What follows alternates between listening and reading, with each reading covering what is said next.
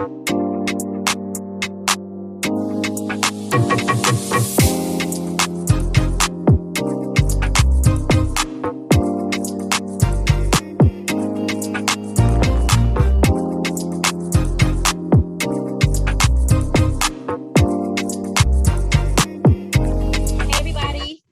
to another episode of Straight Talk No BS. It's your girl Chris and Landria. And today, we're gonna chit chat a little bit about the sexism behind fear, right? And let me explain a little bit what that really means. So the other day, I was having a conversation with one of my friends' husband, and I was telling him and her at the time, I was like, damn, like I had to leave the party at like 3 a.m. and I had to pull over at the gas station. I'm just like freaking out. Like, I'm by myself. I'm at a gas station in a foreign neighborhood. I have no idea where I am or know anybody around. So I had to pretend I was on the phone. I knew I couldn't call a friend at 3 a.m. So I got on the phone and I was pretending to talk on the phone with somebody the entire time me getting gas. Now there was a man there. There's a few guys actually in the parking lot getting gas, and of course they were just staring and looking. And with all the things going on in the news right now with kidnappings and people being missing and things like that, I just got a little nervous. And not to be cocky or anything like that, because I don't think it has some sort of facial acknowledgement. I don't think you have to be pretty or beautiful or with long hair or long legs or nice skin to be kidnapped or affected by trafficking or anything like that. So I just felt like it's not subjective. And what we need to do is understand that there is an underlying fear in females that we have to endure and go through every day. So I was explaining that to him, and I was explaining to him, I was like, joking about it, like, damn, I had to like rush in the car, I pretended to be on the phone with somebody, but at the end of the day, it was real. So he looked at both of us and he was like, so what fear do you feel like is equal to men? Like, do you think men have the equal level of fear like women do? No, absolutely not. Like, what are you talking about? And I was like, there can't be one. There isn't one. There's no equal fear. Bottom line, there isn't one. So he says that he could rebuttal and he could fight that case all day, every day, because he really does feel like there is one of equal value. May not be on the same plateau, but it's the same feeling. It's the same level of fear as it is in men and women. So that's where the debate began. Let me know, like, what you think. Do you think that there is sexism and fear? Do you think that there is the same level of fear in men and women? Or do you really think it's different? I think that it's different between me. I believe the extent of the fear is equal, but our fears are in different areas. I feel that men, strangely, you had mentioned that when you had mentioned to me about your friend's fear, I had asked a friend of mine's. I mentioned to her about what this week's episode was going to be on. It was going to talk about fear from a man's perspective and women, what we both fear. And when I mentioned to her about what your friend was fearful of, she had laughed and said her husband, for some reason, constantly mentions to her how he's afraid if something happens to him, what's going to happen to her and the kids. And he constantly, when he brings it up to her, she reminds him, or he reminds her, listen, if something ever happens to me, this is what I have in place. My life insurance policy is enough to cover, to pay off the house. We have money left over. I want to make sure the kids go to college and this, that, and the other. So when they have their discussions of him being fearful of if something happens to him, he doesn't want to leave her um, abandoned with the kids. He talks to her in a sense of, okay, if this is what happens to me, this is what's in place for that, if indeed it should happen. So he's also given a solution to not just it being a fear, it's a fear, but his fear has moved him in the area of making sure he has certain things in place to make sure his family is prepared, is, taken care of, provided for. He's got things in place for that, which I say to her, if he's thinking on that end, then yes, it's one thing about being fearful, and then not acting on their fears to make sure things are in place to protect or cover in case something does happen to you. For myself as a female, my fear is not of, I wouldn't say my fear is not a fear in a sense of worrying about myself if something happens to me. As far as, being kidnapped or sexually assaulted or raped, because I don't put myself in situations like that. I'm very aware of always my surroundings. Um, I watch where I go, and that comes with maturity. I don't My think fear, anybody put themselves in those positions though. I think well, they're preyed upon. So you could be walking to the grocery store. that's true. But my immediate fear, it wouldn't be that. My immediate fear is my children. My immediate fear is my daughter. My immediate fear is, do they have enough life experience that if something happens to me, they're capable of continuing existing and surviving? That's a fear for me. My fear is more so, have I taught them enough to be able to survive in this cold world? Have I taught them enough to know how to, make sure that, okay, something happens to mom, I know she has this life insurance policy. No one's not gonna take advantage of her. I know she has these things set in place. I know this is the wish she would have wanted for us. So my fear is a fear of, have I taught them enough that if something happens to me and the day comes and I close my eyes, are they going to be okay? That's my constant fear as being a parent. I constantly think about that. Um, that's something. But it also, again, as time goes on, your fears also change. Being a one parent household raising two kids, my fears initially was, am I being a good enough mother to raise my kids? Am I going to raise my kids to be able to see them graduate from high school, graduate from college? So in the beginning, my fears were, am I going to be capable of handling the task of raising two children? So now that I have handled that task, one's graduated from high school, one's already been off to college, second one's due to graduate from high school in 6 months, then she's off to college. So those fears that I initially had in the beginning has now removed itself from me. I don't fear that no more. Now my newest fears are, okay, now they're young adults. Young adults in this world, especially raising, a son and a daughter, and how the world is now is much different to when I was their age. There's so many different things that you have to be fearful of that I try to make them aware. I try to make my daughter aware, make my son aware. So for me, that's my fear. My fear is, have I taught them enough and have they listened enough to have absorbed all the lessons that I've tried to teach them to be able to be productive citizens and to be able to survive in this cruel world and make decisions that are healthy decisions for them. That would be my fear. What about you? I think fear comes in probably different stages, I would imagine, right? I would say. Because there's, you know, like I'm afraid of snakes, right? Like that's just a mediocre like level of fear. Mm-hmm. I think my high end level of fear would be um losing my life to something, Mm-hmm. or to somebody or some sort of ignorance. That'd be my fear. I was mentioning my fears to my mom the other day, and my son was like, "Yeah, you're afraid of the police, mom." I'm like, I'm not afraid of the police. I'm afraid of ignorant people, okay, that wear masks. They can come in police officers, they could be CEOs, they could be presidents, they could be your neighbor, they could be your friend.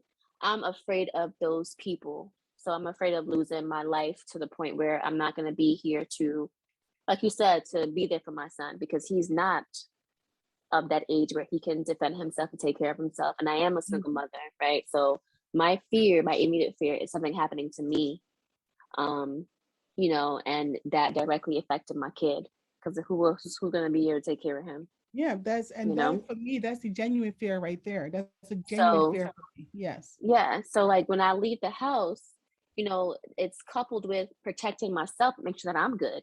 Because I gotta Mhm, get back home to take care of my kid as a single mother, right? I gotta make sure I gotta go to work and stay on the same straight and arrow so I'm not going to jail mhm, to mhm, have to not be able to be in that predicament, not be able to take care of my kid. So that is my fear. I'm mhm, always watching my steps and watching what I do, but I'm not perfect. I be forgetting sometimes. I'm driving, I'm on the phone, or I'm, driving, listening to the radio. I'm not looking to my surroundings. I'm not checking to see somebody's following me from 3 lights ago. I'm not checking for that. And honestly, like I gotta be more careful with that because that's happening way too often nowadays out in the street.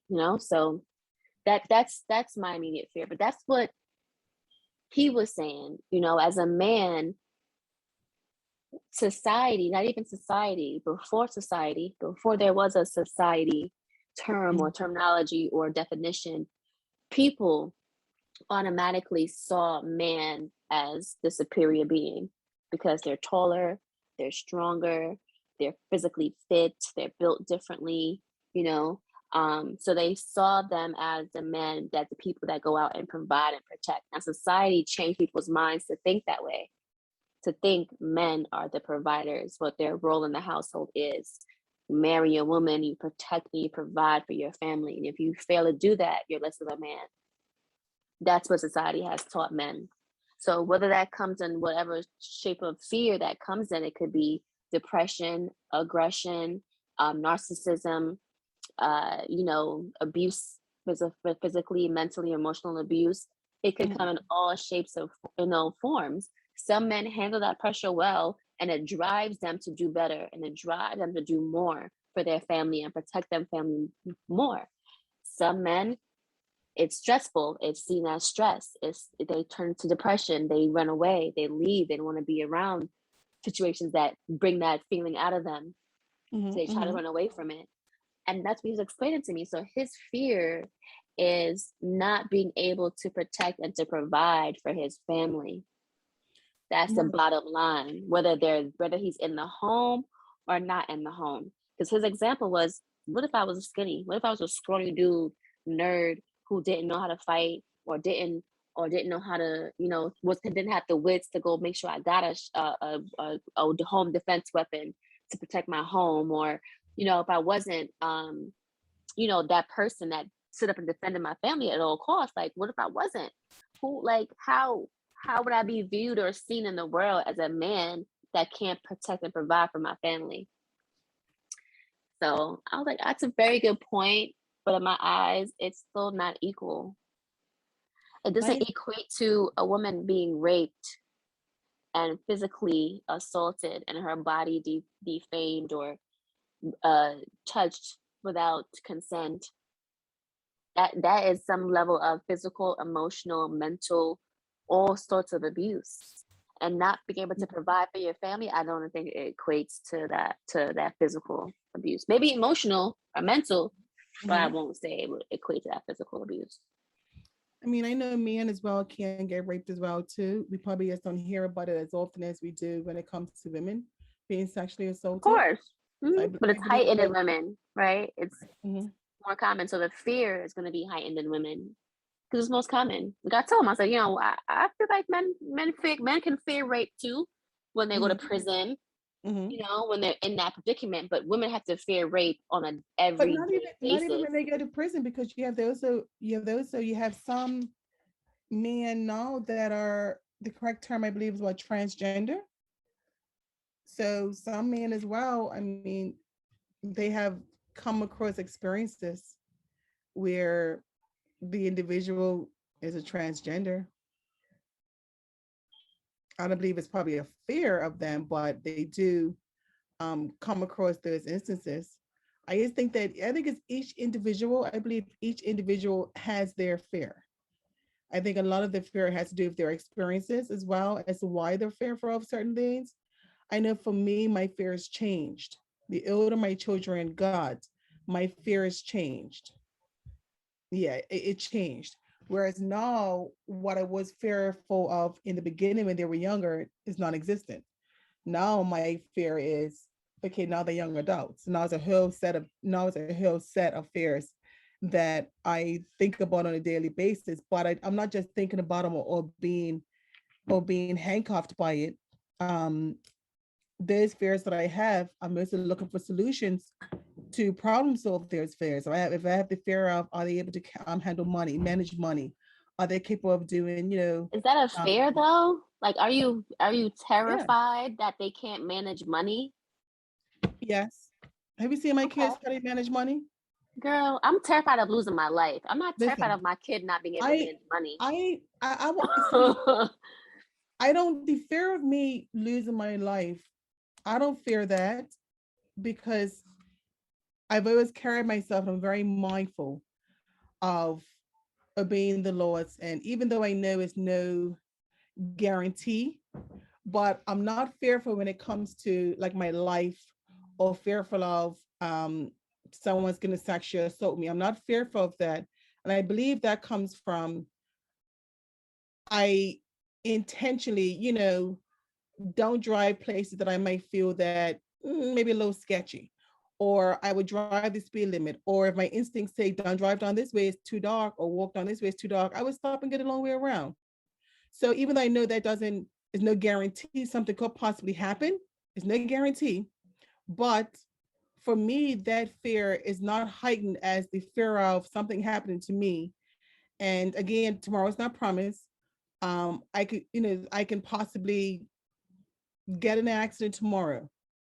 Is my son, being the oldest, capable mentally to be able to say, you know what, I'm going to take custody of my sister and raise her? I am the oldest child. I'm 21. I want to take legal guardianship of my sister. She's 17. My fear is he mentally capable of making that decision? And is he mentally capable of saying, okay, my mom has a life insurance policy in place. I know I'm going to do A, B, C, D. I know where her bank accounts are. I know how to pay the bills on time. You know, this younger generation, I my fear is them, how they manage money, how they interact with each other, how they communicate to each other. That's a huge fear of mine. Many times I say to them, what if something happens to me tomorrow? Are you capable of taking care of your sister? Are you capable of making sure that don't lose a house and whatnot? Are you mentally prepared for that? So for me, that's a huge fear because they don't have no other option. There's no plan B. There's no plan B for me to say, okay, something happens to me. I know my father will step in and they're gonna be okay. My father's passed. I know that, okay, something happens to me, my mom will step in and they'll be okay. My mom is in assisted living quarters with aggressive dementia. That's not an option. It's not an option. So for me, my biggest fear is they don't have a plan B for someone to step in as a guardian. Even though I have a 21-year-old and a 17-year-old, they don't have someone to step in and say, hey, I want to make sure I steer you guys in the right direction, to overlook you guys, to make sure or oversee that you guys are doing what you're supposed to do. That's not an option. So it does fall heavily on their shoulders to be young adults and be mature. And do I think they're ready? Honestly, no. Do I think about Yeah. it every day? Consistently. It's Yeah, I that could way. get that you are the only person. You are the backup, So They've I only can get right, that. right. I've never, and that's my point. It's like my fear was, as a parent, there is no plan B. Yeah. I was playing A, B, C, D, E, F, G. There is no other option. This is it. So if Yeah. something happens to me, that's it. Mhm. That's it. There is no plan B. So for me, that was my fear. There's no other option. It's a backup plan. My Yeah. backup plan of what would have been has passed, and then that backup plan to that backup plan now has aggressive dementia. Yeah. So now what? So there is not their father's not an option. Has been absent. So that for me is my fear. Are they mature enough? Do I believe they're mature enough? And then maybe sometimes children do mature when something drastic happens.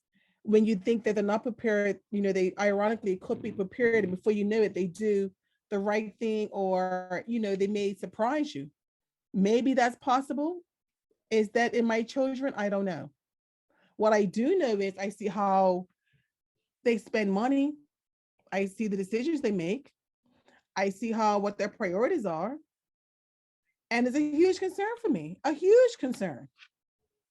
And that's how I base my opinions and whatnot from. It's based it on that. Yeah, I get that. But do you think that men and women have the same level of fear?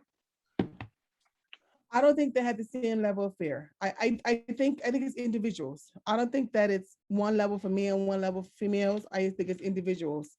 I think every individual has their fear based on their experiences and based on what they may want or what they want as the future of their for their child. That's what I believe.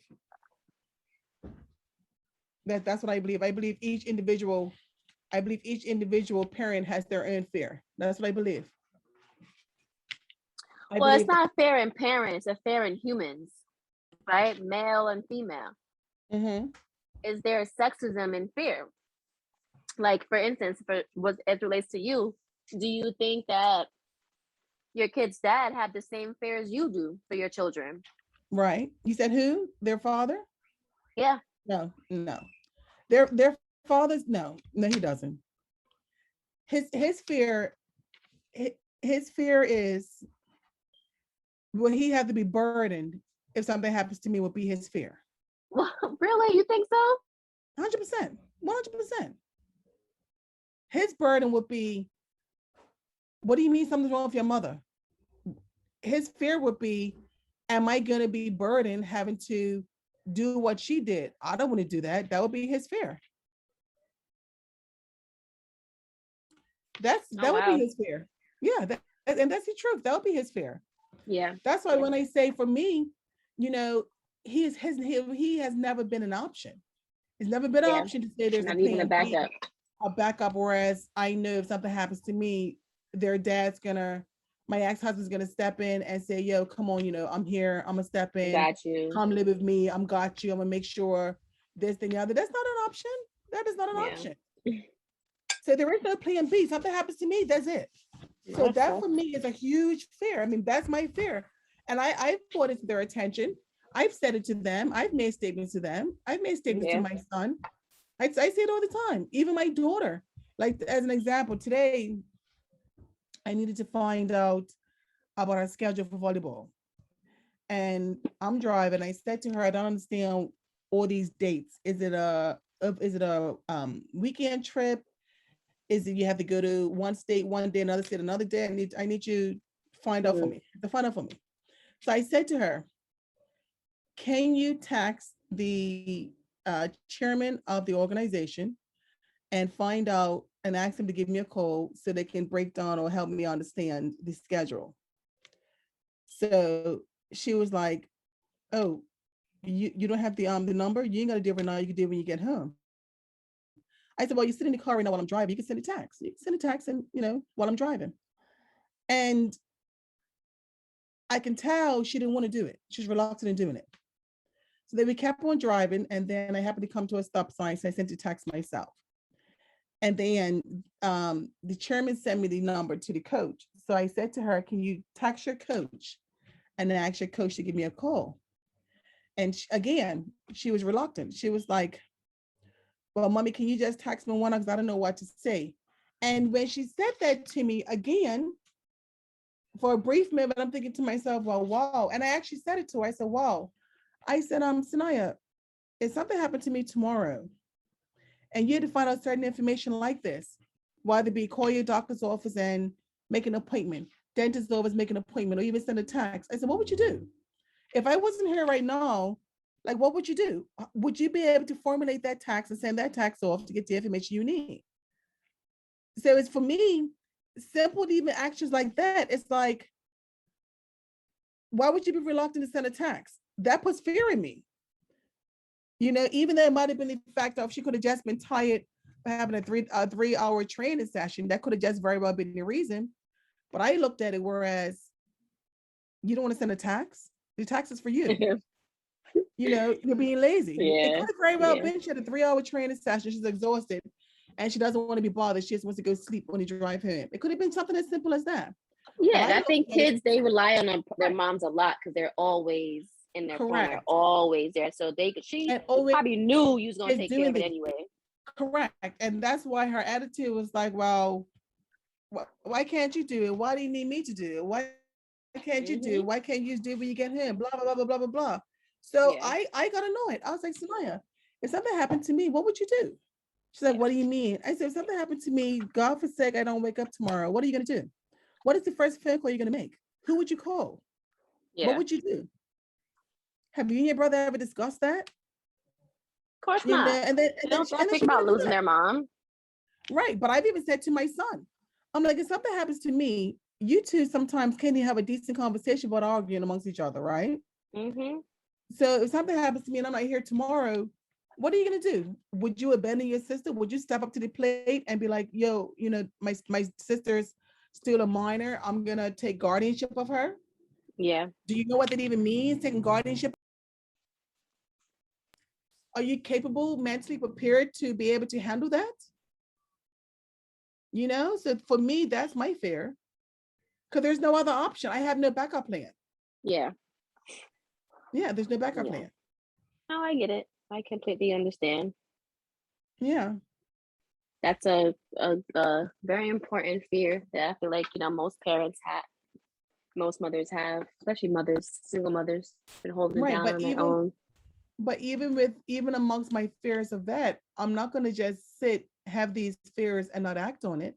So what I Mm, do is, okay, I know this is a real deal for me. I'm like, okay, make sure your life insurance policy is up to date, beneficiary is up to date, everything's, all your I's are dotted, T's are crossed. Make sure that's in place. Make right. sure there's whatever benefits you have that they're entitled to. Make sure you have everything, in place, documented, which Yeah. so will give you peace of mind. Make sure you have your children's names down on your accounts. If something happens, the bank doesn't just take your money and not, make sure that they get it. So even though these fears are very active in my mind for me, I do make sure that I'm dotting my I's, crossing my T's. Whereas if something does ever happen to me, that I know that I have done everything possible to make the Just, transition as yep. comfortable and easy and smooth for them, Yeah.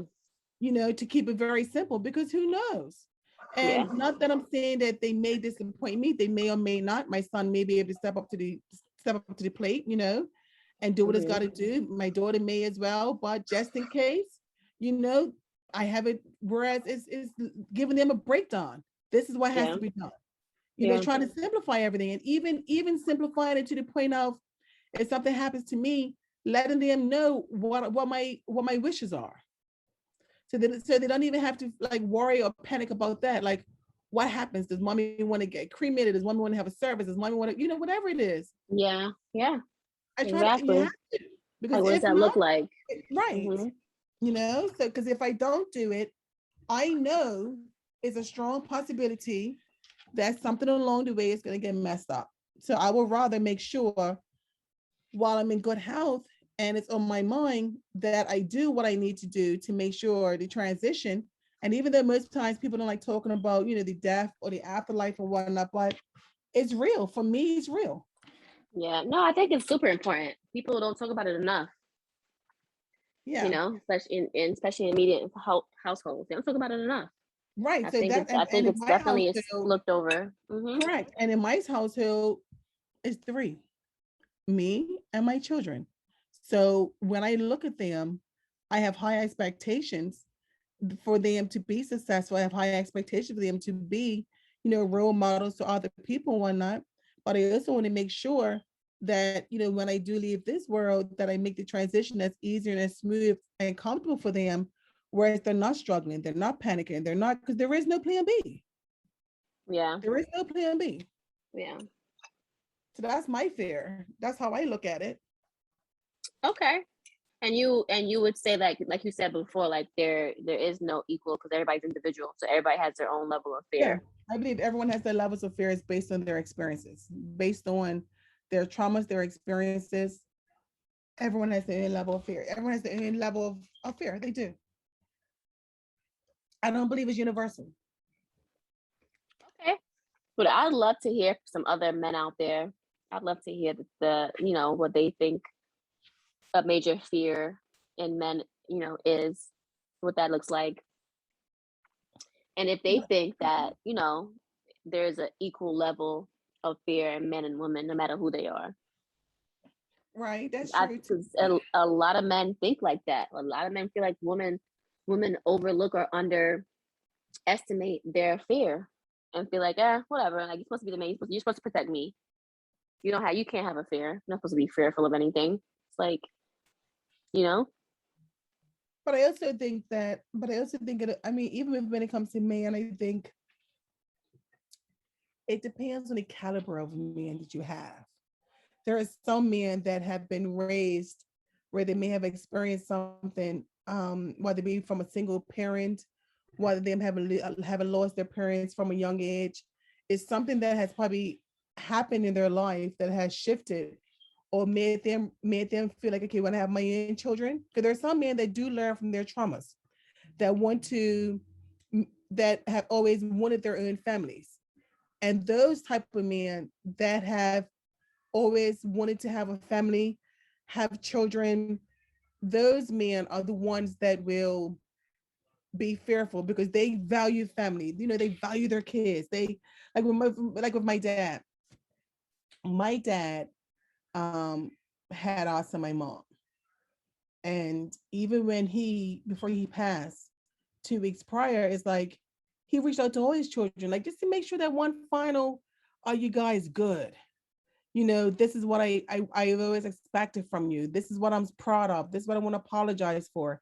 He did that like a week and a half, maybe a week before he passed. Reached out to all his children, all of us. I had that conversation, where for him, no matter what my mother and him may have gone through, and even when they did get divorced after 25 years of marriage, he always wanted to make sure my kids are good, that he was present.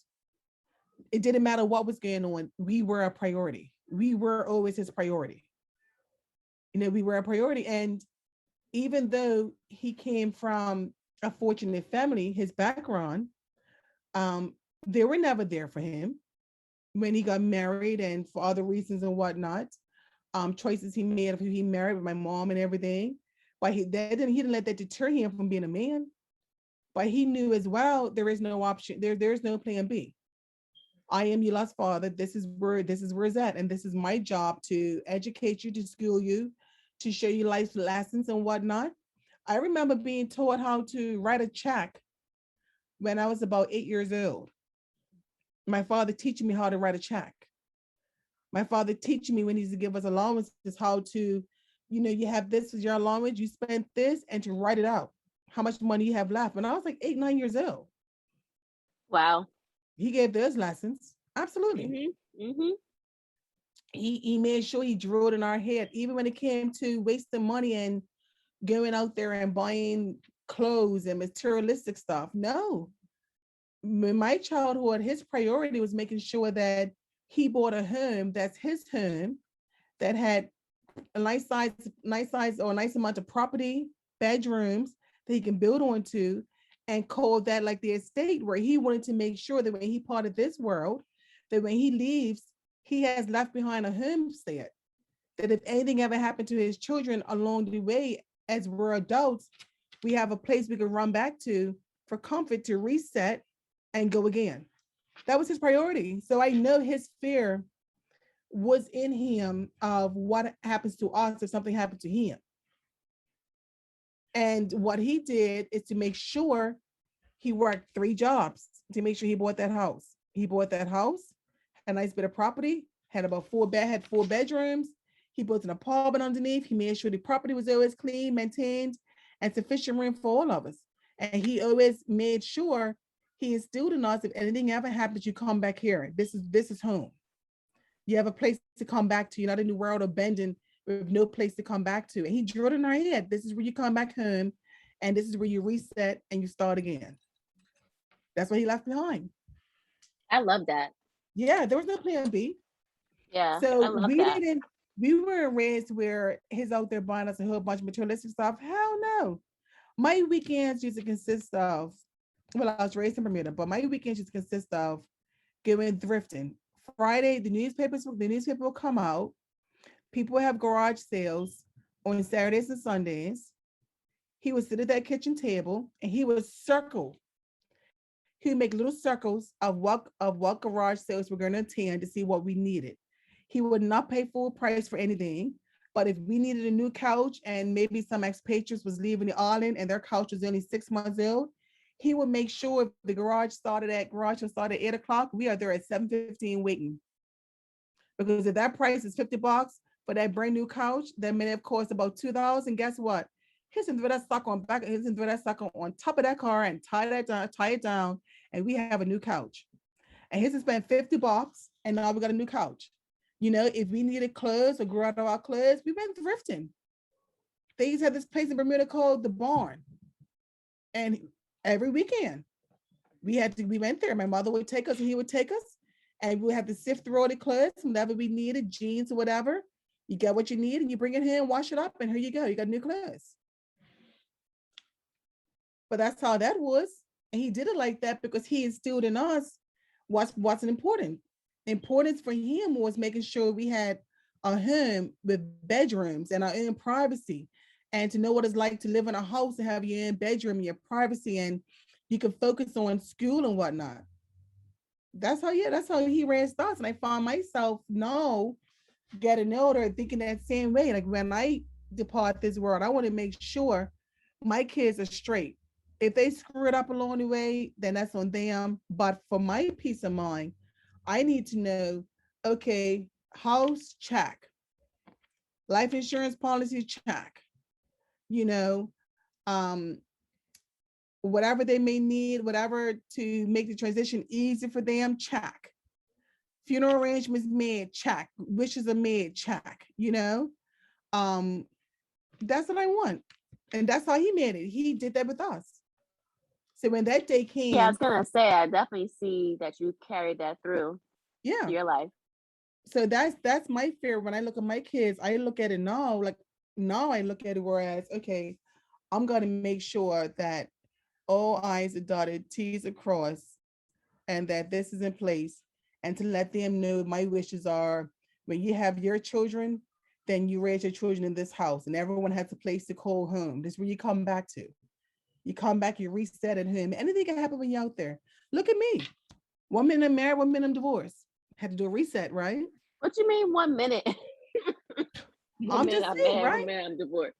Yeah, Yeah, I hear but what you're look saying. at it. 1 minute I'm married, then I'm divorced. I had to go back home and reset, figure out what's my next move, what direction I'm gonna go in.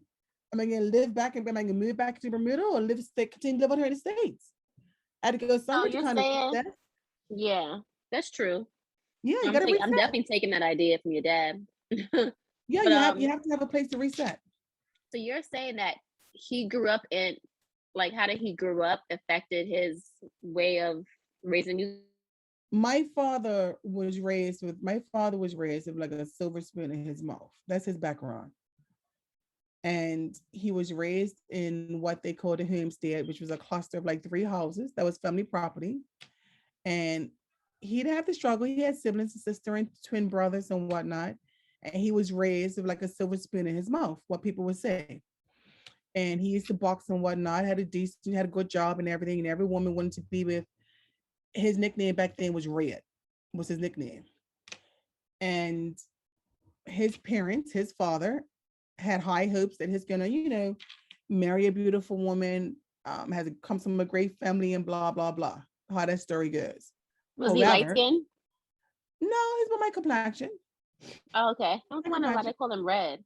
That's They weird. call him Red. I don't know. He was like my father was like 6'5". He's a boxer and everything. Call him Red. However, my dad met my mom. My mom was from the other side of train tracks. You know, she was no filter in her mouth, other side of train tracks. What most people's families that's had a little silver spoon in their mouth would look at her like, "What are you doing? What the hell are you doing?" And when he met my mom as well was homeless.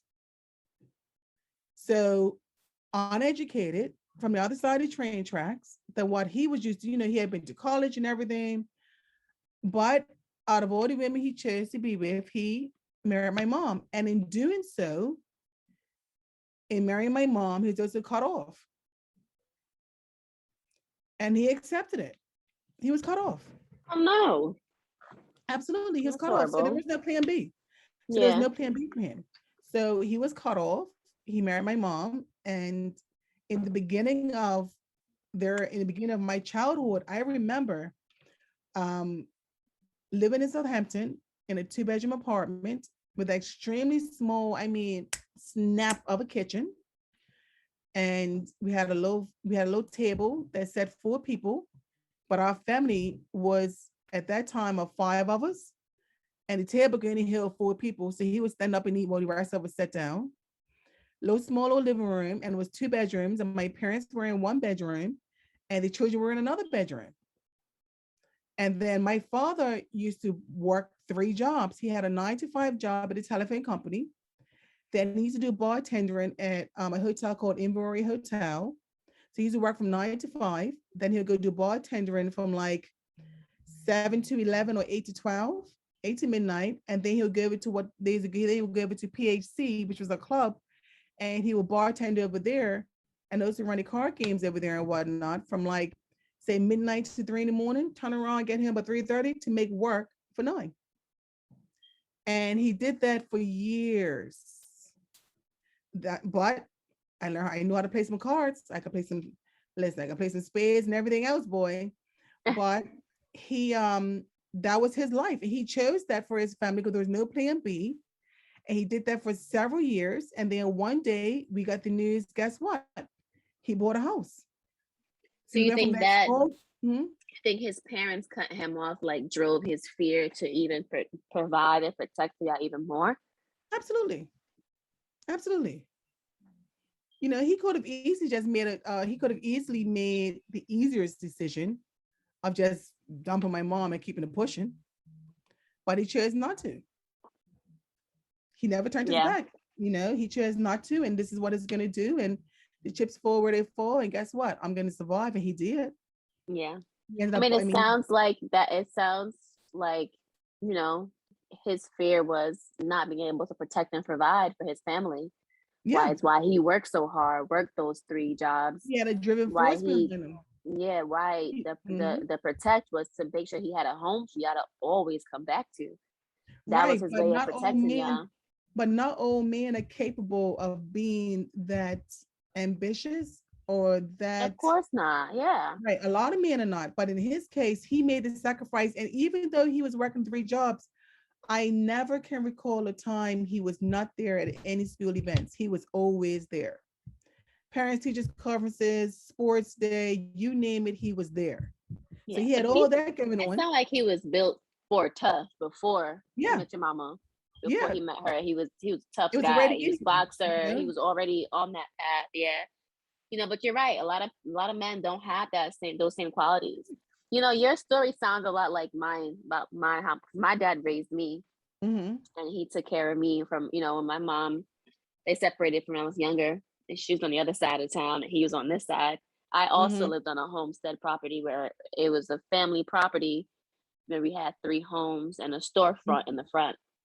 So my dad and I had one house. My mom, my grandmother, and my aunt had another one, and all the other uncles, they lived in another house Mm-hmm. on the property. So it was a whole family. And my mom lived on the other side of town. It was considered the ghetto. It was the Yeah. hood. It was, Mm-hmm. and it was like, why are you with her? Or why are you with him? And it was that for a while. My dad stuck it through. He was like, whatever, And so my mom, she did too. They both stuck it through until they couldn't take it anymore. But Exactly. yeah, it sounds very similar. My dad did whatever he could to provide and protect for me. He did whatever Mm-hmm. he could. I mean, whatever he could. He didn't even want to leave me at home sometimes at night by myself. So I had to go to work with him overnight I remember shifts. I that. was I I remember was them sleeping in the days. car. I Yeah, remember them days sitting on the back of his motorcycle. And he'd be riding to work, and I'd be sitting in the back of his motorcycle holding on to him. Or holding he's like, on. nope, Yeah. yep, holding on. But that's how it was. So I think for him, he wanted to make sure like he protected his family. He wanted to make sure we're okay. And granted, even though he worked those 3 jobs, his priority was not wasting money and buying us a whole bunch of frivolous stuff that we didn't need. Yeah, how much a What he name brand did this, name was brand right. that. He never did that. But he invested so much of his time.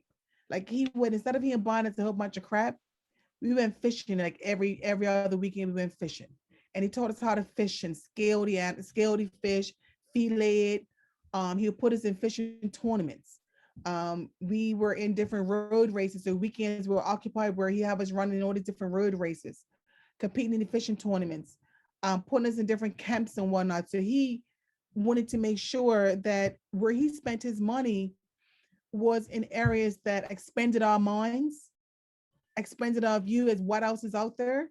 So we never cared about the name brand, about the flashy, about, that we didn't care about that.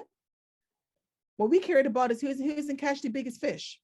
That's Who funny does not, because neither did I. that's, And my dad took right, I me don't care fishing about that. too. Yeah, that was funny. Like I didn't care until I was in high school and I left him and I was getting bullied at school. And then I'm like, y'all care about name brand stuff? Like I don't care about Right, name brand right. stuff. And even Yeah. even till today as an adult, it's like I was shown how when you make sacrifices in one area, you can excel in another area. So we were raised on secondhand clothes, going to garage sales, going to thrift shops, taking hand-me-downs, no big deal. That's how we were raised. He invested his money in making sure we had, at that time they had the like encyclopedias. You know how those encyclopedia days. He would invest in that. He would invest in making sure that um, we all take a family trip and we know what it's like to be in a plane and go to New York. And you know, that's where he spent his money. He spent his money on making sure he taught us how to drive, how to write a check, what is a check, what is a bank, all of that. I remember him taking me with him to the bank to deposit checks and whatnot and say, hey, write this check out, we can pay the bill. This is how you write the check out. This is where you sign your name. This is what the amount is and whatever. He gave us those experiences. And when it came time to spend the time with us, he would play cards with us, dominoes, fishing, we're going for drives. So he, even if times he may not have had the money to spoil us, his presence alone, we never even noticed it. Never noticed it. I But mean, what it's we did notice, invaluable. yeah, what we did notice was we all had our own bedrooms. We had all our TVs in the bedrooms. We had we had hot food every day. We had food all the time. He's a cook and everything. Listen, even when I became a teenager and at some parts of my life, I used to be teased. All the other girls get their hair done and stuff like that. Girl, my father would turn that kitchen on the weekends into a beauty salon. He would get that hot comb with that pressing oil, put that stove on, that towel around your neck and the towel on the side. Girl, he would press out my hair. You smell that, that little he would press that out, girl, get my kitchen and everything to make sure my hair was, nice and everything for school. And then when I got older as a teenager in high school, girl, that Revlon perm, that Revlon, it was not too mild, the medium. He's Mm-hmm. so my very first perm, my dad did. I remember being in that kitchen. He got the little Revlon, that Revlon with that little wooden stick, and he would say, "Mix that perm up, girl." And he would get that petroleum jelly, not Vaseline, that petroleum jelly, and he Girl. would go around my edges, go around that hairline, girl, to make sure you're not gonna burn yourself. He would pop my hair in 4 sections, clip it up, and he would start applying that perm in my hair, girl. He would That's what I relax was his saying. heart. This sounds so similar to my dad did the same exact Yup. thing. And he He had did my my head in that hair, seat. Have my get my head in that first seat. relaxer. Yep. Washing that perm out, that relaxer out. He be having it in there, combing it through, deep conditioning it, the heating cap. And then he put some rollers up in that bad boy, girl. Tell me to go send it to dryer. You gonna tell him Mm-hmm. nothing. I went to beauty school to learn all of that. He was like, we're gonna figure this out. I don't know what he learned if he just read the box, but he used to come in there, little Revlon box. And he'll mix that bad boy up and he'll put everything, where you have the activator, you have the neutralizer, you got the little Revlon, he put his gloves on. He'll be like, don't move if you burn yourself. I used to sit there and he'll part that hair in four. And then when my kitchen started getting tight, he'd be like, you gotta touch up.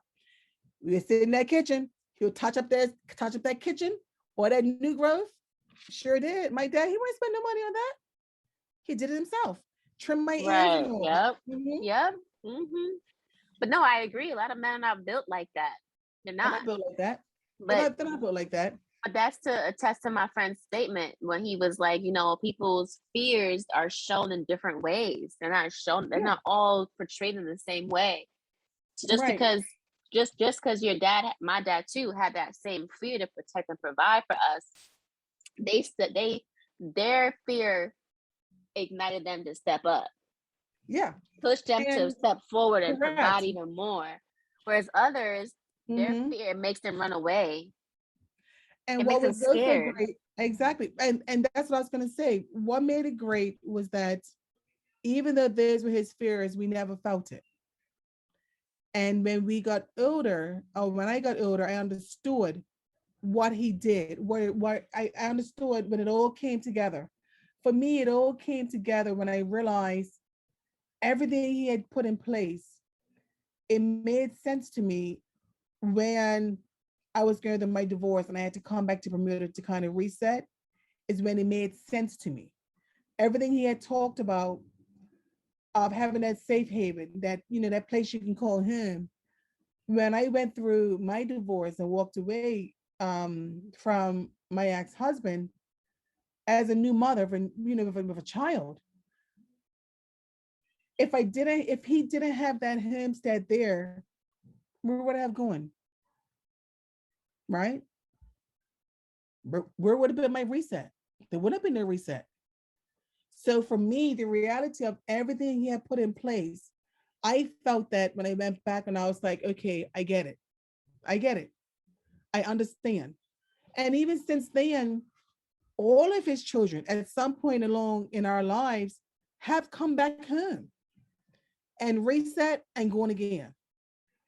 Yeah. So I get it. So for me, with my kids now, is where that's stuck in me. That's my fear. And some men, my ex-husband, they will run. They don't want that responsibility. They don't, and it could very well be because they don't know how to handle that responsibility, or they've never been shown or never been um honored with that type of responsibility. Like with my ex-husband, his father was absent in his life, in out of jail, my ex-father-in-law. So he was never in a position to show him any of what I've experienced. You Yeah, but know, I don't think that matters because my dad right? raised me. My mom didn't raise me, but Mhm. it didn't stop me from being or trying to be a good mom to my son. Well, that's because you got it from your father. Your father.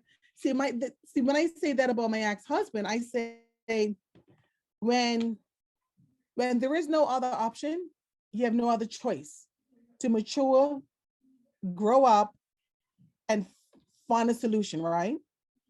A lot of men I find, Sometimes, right, but a lot of men I find it's easy for them to run or abandon than to have to face or deal with their real struggle, like their real struggle. They'll never understand it, but I yeah. just think he wanted. I think he wanted understanding most of all. I think Hmm. he was trying to speak for all men Yeah. because they handle it differently. However, that is portrayed, like you said, one could step up, but one can run Hmm. away. That's Hmm. just like a fear in anything, right? Like people Yeah, conquer fears all the time, every day. they People do. that could be bungee jumping, fear of heights. It could be a fear of snakes, like me. Like people conquer their fear, but if I see a snake, I'm gonna run. Some people just go towards it and be like, they grin and bear it, and they will just suck it up, and they will just pick it up, and they will just, I'm bigger than the snake. I'm not doing No all matter. that. I mean, I'm not doing all that, yeah, but that's I what I'm mean, I'm saying. gonna, So that's the level of right. fear. That's what fear is, though. Like you have to conquer your fear, whatever that looks like. It could be being a dad, being a parent, not being a parent. It could just be that, but that's what the level of fear is. So My, he's saying that women mhm. often negate that fear in a man, however that looks like, however it looks like, Yeah, I, they and often I get, negate it. and that's not I fair. can, yeah, I can see that happening. I mean, it's unfortunate because men, you automatically assume they're supposed to be the stronger ones, they're supposed to be the protectors, they're supposed to be the ones to Mhm. have their crap together. And Mhm. sometimes, a lot of times it's not like that. Yeah. Um, you know, and And that's are they where, to blame if it's not like that? Like you said, like, it, it could be because you didn't have somebody visibly showing you that, what to for do. right, for me, fear wasn't an option, as I can put it. For me, failure wasn't an option. So because I had already seen firsthand through my father having overcome a lot of, what you call it, trials and tribulations and whatnot, I've seen him actually have to overcome a lot. When I had to go through what I had to go through, it was like, okay, get up, okay, keep going, keep going. You're not dead yet. You're not beaten down. Get up and keep going. I think that me having seen his strength in providing for his family, even in the absence of my mom at times, a lot of times, he made it happen. He never complained. He just did it. And he did it in the sense where he wanted to make sure we still had been given like the best lives, like the best childhood he can give us. And he did. He did. Listen, that's I remember commendable. that. Not a lot of dads are out there doing that. He made it his priority. And I know that's where I get it from when it comes to my children being like present and letting them know like I would always show up, like I'm going to be there through the good, the bad, the worst, and whatnot. um that's where I get it from. But this was interesting. I enjoyed tonight's conversation as always. Yes, and shout out to our listeners. I mean, please like, comment, share. Let us know what you think about this topic. Have that conversation with your significant other or, your friends and family and see what they say because you'd be surprised to know what people really feel on the inside that they don't actually share to the world, Hmm. maybe too embarrassed to share it. But um, like, comment, let us know some of your experiences. We'd love to hear from you guys. Check us out on our website, www.straighttalknobs.com. We have some fun stuff coming for you guys for season 3. So stay tuned. Stay tuned. Thanks for listening. Don't Bye. forget to check out our other videos on our YouTube page and follow us on our social platforms. That's on Instagram, Twitter, and Facebook. We talk about a lot of stuff on there all the time. So we want to hear from our listeners. Like, share, comment, and subscribe, subscribe, subscribe. And we'll see you guys right here, same time, same place next week.